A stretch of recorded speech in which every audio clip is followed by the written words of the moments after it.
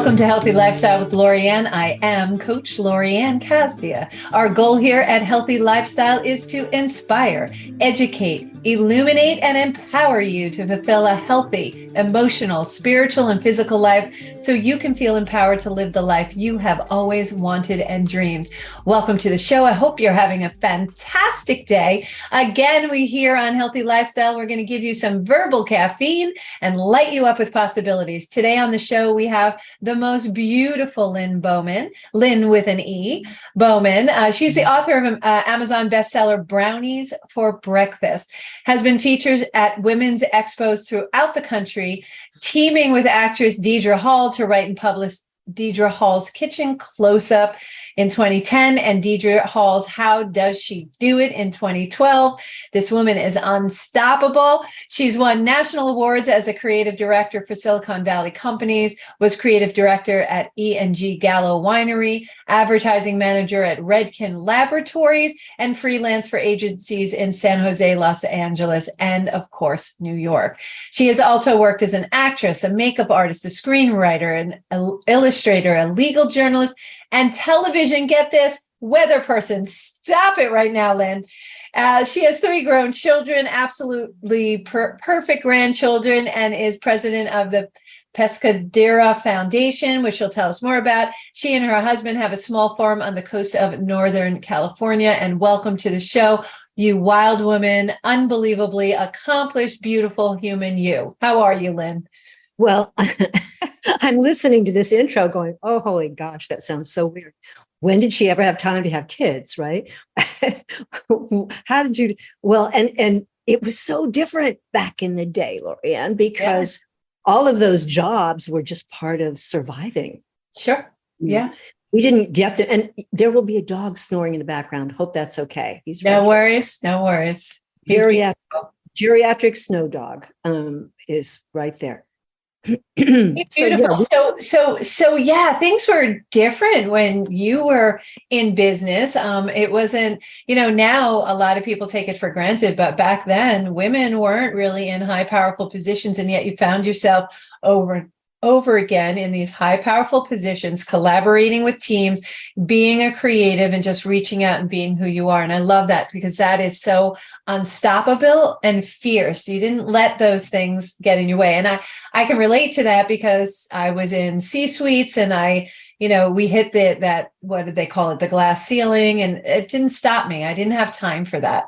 I just kept going. I knew that it was what it was, and I was going to overcome it no matter what. And it sounded like you did that too. You're 76 and you are still going. I love it. It's fierce. What keeps you going? I'm actually 77. Oh my goodness. You don't look a day over 50. So stop. That happens, right? It just kind of happens. And I love being this age. It's so fun to be too old to be prey anymore, right? But young enough to cause trouble, loving it all the time. Love that. And people chalk it up to, well, she's a little eccentric, well, she's outspoken, but when you get to this age, people start forgiving you, I think, for a lot of things that as women, when we're younger, just come off as brazen or, crazy or something. But when you're an old lady, I think when you get to this age, don't you think that it's more of sage and you realize that it's none of your business what anybody else thinks and you're just going to be who you are and they're going to like it or not like it and it doesn't really change who you are. Do you think it's more of that? I think it's more of letting yourself love freely. Yeah. Because when you're giving that out, you tend to get it back. And as a female, when you are past the age of being prey, it's suddenly okay for you to just love on people, on the world, on kids. I flirt with everybody, right? Puppies, dogs, kids, old people, young people. And flirting, I think, is an underestimated power. It's how we connect, right? It's a relation. Yeah. Another underestimated power, I think, is saying yes all the time. Yes. Yes, I'll do that. Yes, I'll try that. Yes, I'll go there. Yes, I like them. Whatever it is. And going back to being young in the business, that was what I always did. Was I just said, okay, yeah, I'll do that. Did I know how to do it? No. Could I figure it out? Maybe. Would I find somebody who knew how to do it? And then, yes, but you don't get very far saying no. Agreed. Oh my gosh. Yeah, that was my same approach. I'll say yes and figure it out, and I say that to younger people. I'm like, well, just say yes, we'll figure it out. It's you learn through doing, right? You do. Yeah. And you kind of mute yourself if you don't say yes to the things coming towards you. So I just want to shift for a second, because your Brownies for Breakfast, Amazon bestseller. You can get it on Amazon, Brownies for Breakfast. It's a cookbook for diabetes. So how is your book, Brownies for Breakfast, different from other cookbooks for diabetes? And a follow-up question to that I have to ask, because I was like, so why did you include "and the other people who love them" in the title? Oh, thank you for asking that, because I think it's really important. When you have a chronic disease that is managed or reversed by lifestyle, diet, it's really hard to do alone. The way to do it is with your family, with your friends. And here's the flip side of that is the way diabetics and heart patients should eat is the way everybody should eat. So this book, and you said, what's different about this book? Well, it's fabulous, for one thing. Well, of course, it's yours, Lynn. No, it's beautiful. It's very graphic. It's full of pictures. It's designed by a dear friend and collaborator of mine, Elise Huffman. She and I worked hard to make it look great, because food should look great. I took the pictures, though, purposely on my iPhone, because I wanted to promise everybody that their brownie would come out looking like my brownie. There were no stylists harmed in this book. It was just me and Elise. And so these are iPhone pictures that you're looking at of actual food made in my actual kitchen by an actual grandma, me. And that you can be, because what's different about the book, Lorianne, is that it is simple, easy, cheap, fast recipes that I want you to do over and over again. Who do you know that makes a different thing every day for dinner and a different thing for lunch and goes to the store and gets 12 ingredients? No. Yeah. I'm sorry, that's not the life we're living now. Yeah. So if it's not easy, and all of the science, by the way, comes back very clear that no matter what you prescribe for patients, no matter what you tell people is going to heal them, the only thing that works, okay, does keto, does paleo, does carnivore, the only thing that works is consistency, is doing it. Stay with it, hang in there. And the diet, people are saying now way of eating, right? WOE. It's the grandma way. It's sensible. It's simple, and it's plant-based. So you can add meat or fish if you want to. That's fine. And I tell you how, and I tell you how to source it. And it is whole food, and it is real food. There you go. Yeah, real food. I always recommend people, and this is what I do, is I shop the exterior of the food store, because that's the only place that you can find the real food. The rest of it has all kinds of preservatives and nitrates. And if you ever, there's some websites out there, you can compare the same product from the same company over in Europe and here. And in Europe, there's 5 ingredients, and here there's 25 ingredients, most of which you can't pronounce or read. And I have that in the book. I have how to read a label, what's in there, what's not. And the recipes are typically 3 to 5 ingredients. Oh, beautiful.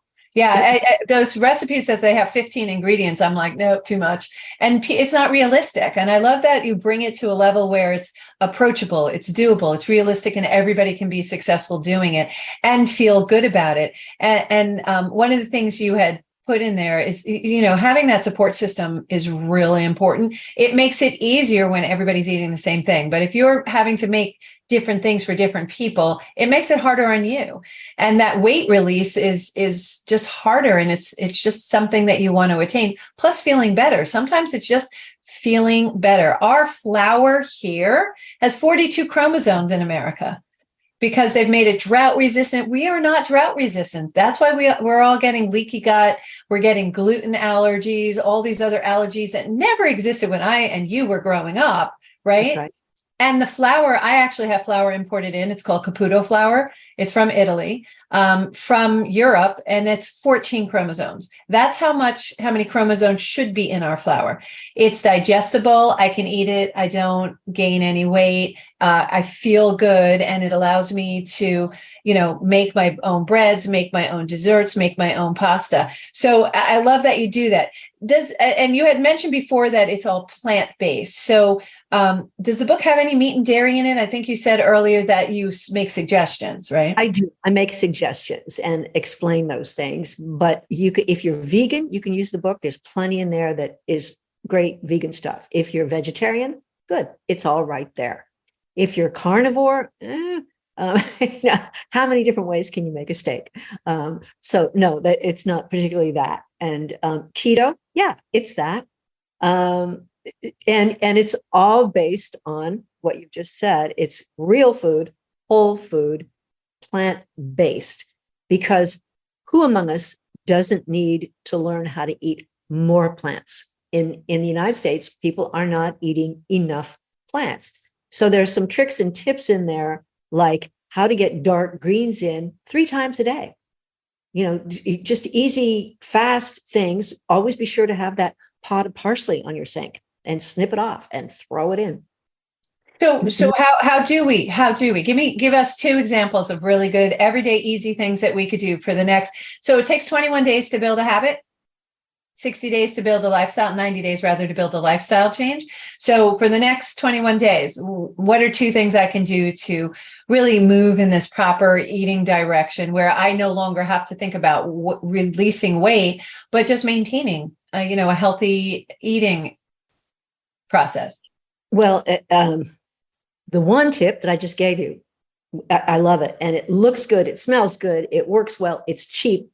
It's a pot on your sink, an attractive pot, yes, full of parsley that you've snipped the bottom off of. And then I hope everyone has scissors, kitchen scissors. I couldn't live without them. And then everything that you eat, practically, you just snip off some parsley and throw the parsley on it. Sandwich, add some parsley. Eggs, add some parsley. Salad, don't forget the parsley. Just keep thinking about green, dark green. And of course, I always have in my fridge, either out of my own garden or from the farmer's market, which I prefer to any of the markets that we typically go to. Yes. I always have arugula, and I chop it up and put it in everything. Yes. It's so delicious. It cooks well. It's great raw. And if you don't know arugula and love arugula and you're still making arugula jokes, eat some. It's so good. Nutrition for you. And eat, of course, a ton of cabbage sliced up. And here's a tip. If you have a great taqueria anywhere near you, lucky you, we do. We have a great taqueria. And when you go to get takeout, yes, I do. This is what I get. I get a shrimp burrito. We live at the coast, so the shrimp is fresh and good. And I ask them for no rice because I'm diabetic. It's white rice. I don't need it. I don't want it. And I take it home and I cut it in half. I eat half of the burrito, but I eat it on a bed of thinly sliced cabbage. And if you have purple cabbage, it's even more beautiful. Oh, yes. And then I put it on and I put maybe a little vegan cheese on top, and I slap a whole bunch of green salsa on top. Parsley, yeah, sprinkle some of that on top, or more chopped arugula. And then I nuke it for a minute to warm it up. And it is not only more delicious, more beautiful, you're eating half as much takeout food and twice as much vegetables. So that's, I think, how you want to approach this is